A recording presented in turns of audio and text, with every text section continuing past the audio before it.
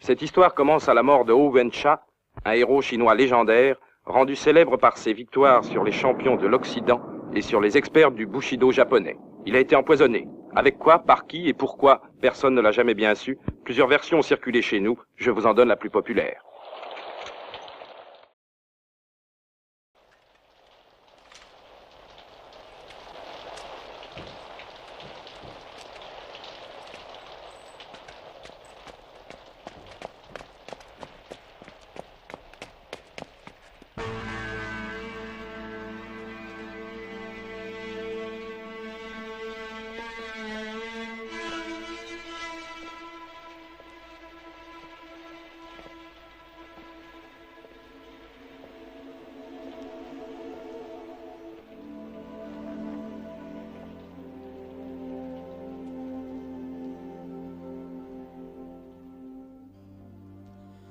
J'arrive trop tard.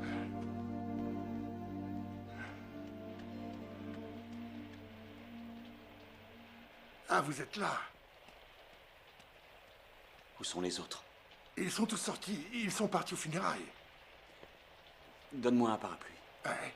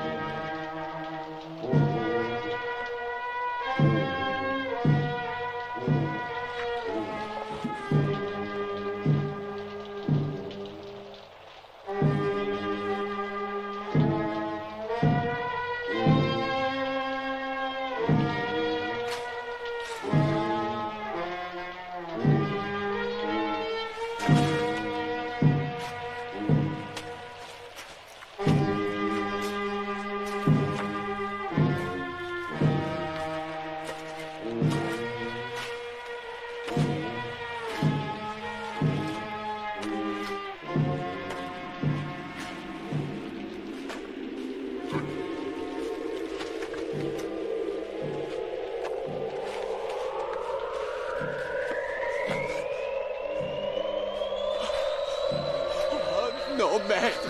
Oh, maître, non! Allons, calme-toi! Jensen! Jen! Un peu de tenue! Maître! Notre maître Hugo est mort, Jensen! Maître! Jensen! Jensen! Maître!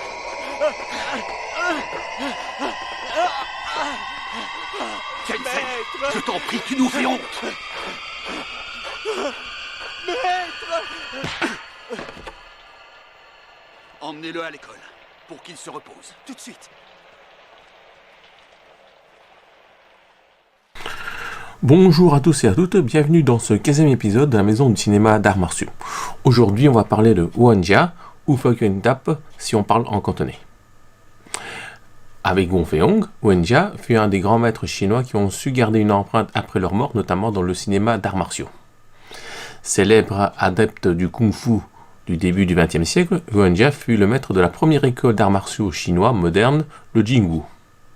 Sa vie, et surtout sa mort, survenue dans des circonstances suspectes, aura nourri un mythe durable, souvent mis en scène au cinéma, notamment dans La Fureur de vaincre avec Bruce Lee, ou dans son remake réalisé en 1994, Fist of Legend avec Jet Li. Bien que le deuxième film fasse une relecture progressiste du premier et soit différent de bien des manières, la façon dont Huanjia est montré est presque identique dans les deux films. Maître Huo meurt de manière inattendue, peu de temps après avoir combattu un challenger japonais dans un duel. Chen Zhen, son cinquième disciple, revient pour assister aux funérailles. Il découvre très vite que Maître Huo a été en fait empoisonné par des conspirateurs japonais désirés d'éliminer un maître martial dont la notoriété et les enseignements gêneraient les visées impérialistes nippones en terre chinoise. Pour des raisons évidentes, Maître Huo n'apparaît dans les deux films que comme une photo trônant sur un autel funèbre. Pour des spectateurs occidentaux qui n'ont aucune connaissance en histoire des arts martiaux chinois, le personnage disparu du maître pourrait n'être que fictif, comme l'est d'ailleurs effectivement celui de Chen Zhen. Mais en fait, Maître Huo a bel et bien existé. Il fut un adepte du kung-fu qui restera la renommée des arts martiaux chinois après la débâcle de la révolte des boxeurs, et l'histoire des deux films s'inspire de nombreuses rumeurs ayant apparu après sa mort. Yuan Jia serait né vers 1968 près de Tianjin, dans une famille dont le pédigré martial remonterait de plus de 7 générations. Yuan Di, son père, travaillerait pour une agence de sécurité protégeant les caravanes sur les chemins peu sûrs de Chine. Étant le plus jeune des quatre fils, cela n'a pas empêché Yuan Jia d'apprendre les arts martiaux malgré tout, et ainsi de devenir un artiste martial redoutable et réputé. Il gagna d'abord sa vie en vendant du bois de chauffage, puis comme commis dans une pharmacie. Mais sa véritable vocation était les arts martiaux. Sa grande renommée comme combattant martial fit que pendant longtemps, de nombreux challengers vinrent le défier dans l'espoir de se faire une réputation en le vainquant en duel. La débâcle de la révolte des boxeurs s'avéra un véritable désastre pour les arts martiaux chinois, qui avaient alors prouvé non seulement leur impuissance face aux armes occidentales, mais dont la réputation était désormais liée à un mouvement fanatique et violent qui avait apporté à la Chine une cuisante humiliation et de considérables dévastations.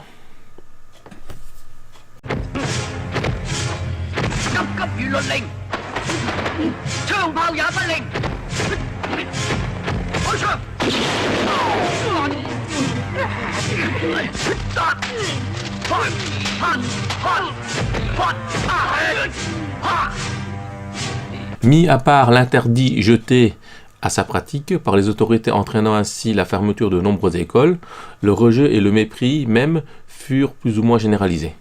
Telle était la situation des arts martiaux chinois dans les toutes premières années du XXe siècle.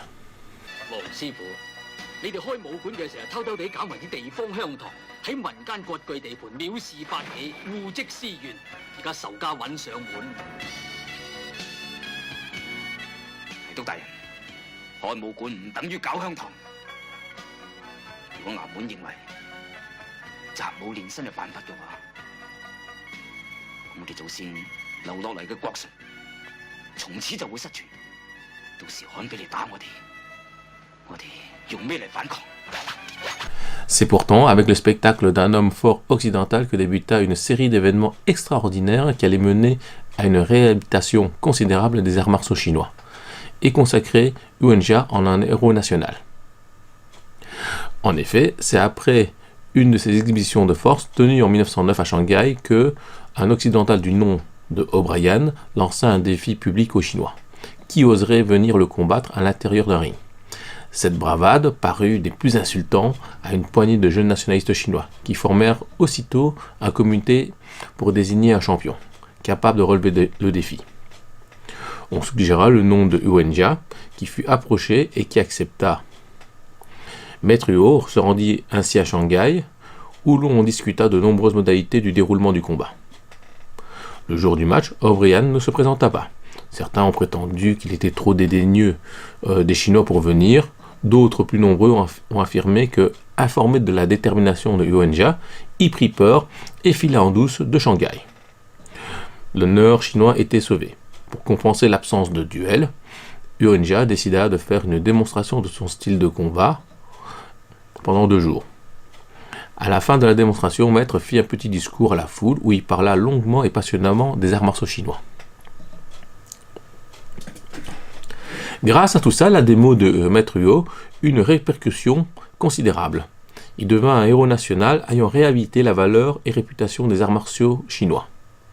De nombreux Chinois retrouvèrent ainsi une confiance et une estime de soi qui avaient été sérieusement entamées par les événements tragiques de la révolte des boxeurs. Il resta à Shanghai après tous ces événements et ouvra une école appelée Jingwu.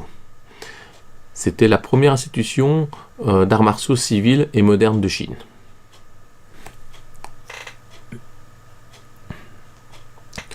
Le but recherché par Maître Huo en établissant Jingwu n'était pas d'enseigner seulement des techniques de combat, il voulait aussi restructurer l'enseignement et la pratique des arts martiaux sur de nouvelles bases, pour en faire une discipline moderne et organisée, accessible à tous les Chinois. Comme de nombreux pédagogues et réformateurs, Huo croyait que pour la nation chinoise soit forte, il fallait aussi que les Chinois eux-mêmes renforcent aussi leur corps et leur esprit. Le but ultime recherché par l'école Jingwu était d'ouvrir des écoles à l'échelle de la Chine et de former une nouvelle génération de Chinois. Hélas, c'est à peine que si Maître Huo eut le temps de poser la première pierre de sa grande entreprise qu'il mourut de manière suspecte quelques semaines après l'ouverture de son école. Entre la démonstration qui le rendit célèbre et son décès, Huo ne fut le héros que d'un seul été, mais laissa derrière lui un souvenir impérissable et un héritage prometteur.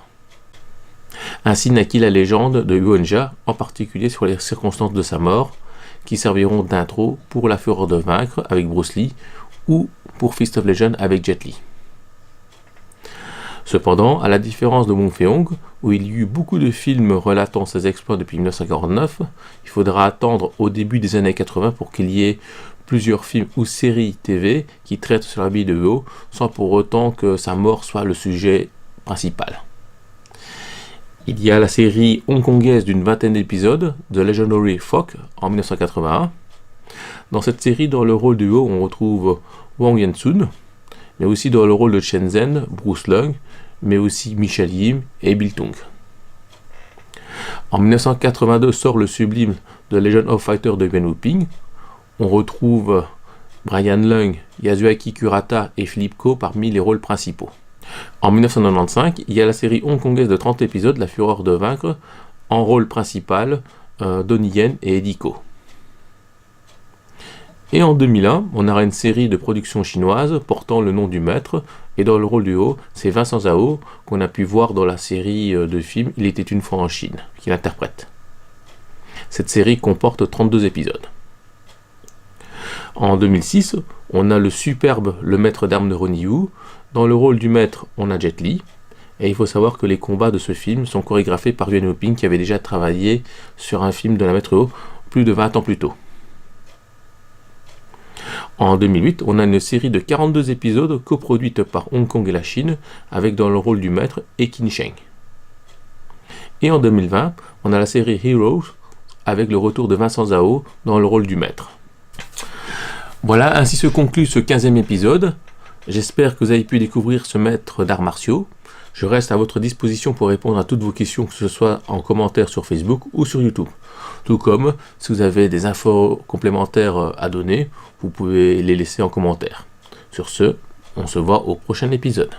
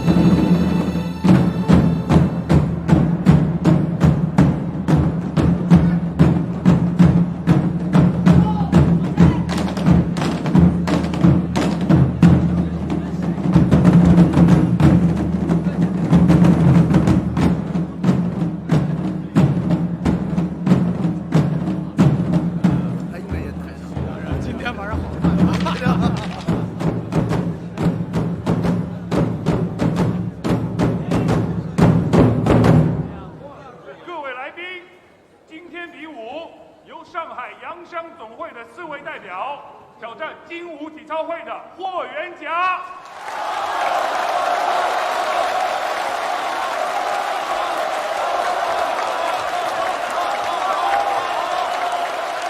这场比武规则以其中一方倒下或示意认输为胜负标准。妙な話だな。4対1の対戦ですか。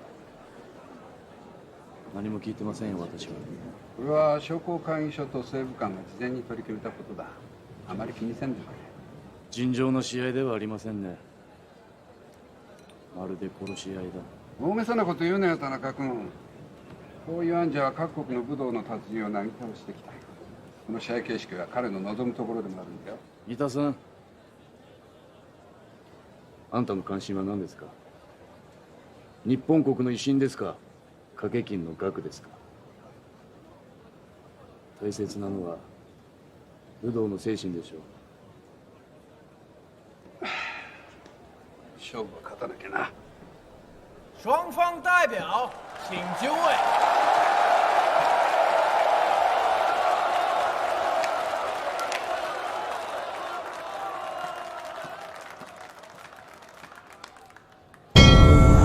开始。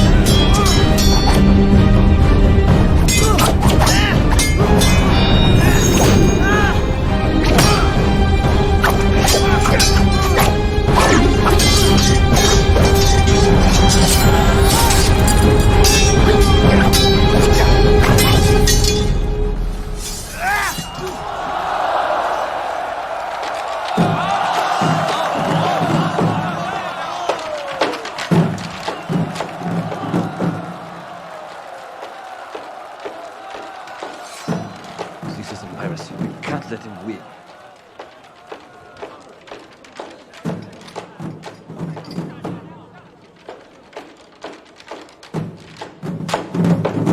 今天最后一场比武是由日本酒鬼神流的田中安也对中国精武体操会的霍元甲。开始。元甲兄，这场比赛对你是不公平的。如果你选择改日再战，我愿意奉陪。你的好意我心领了，可是既然我已经站在这个台上，还是要有个结果。请。